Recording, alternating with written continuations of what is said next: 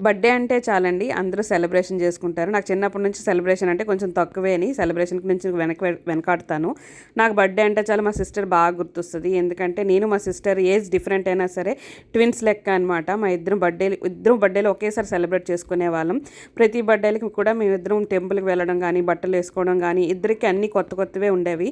నాకు సర్ప్రైజ్‌లు అంటే చాలా ఇష్టం. మా నాన్నగారే ఇచ్చేవారండి పెళ్ళికి ముందు సర్ప్రైజ్‌లు. రానని చెప్పేవారు, వచ్చేవారు, కేక్ పట్టుకొచ్చేవారు, బట్టలు తెచ్చేవారు. ఇలా సర్ప్రైజ్ అయితే మా నాన్నగారే చేశారు. పెళ్లి తర్వాత అయితే మా హస్బెండ్ ఎప్పుడు సర్ప్రైజ్ చేయలేదండి.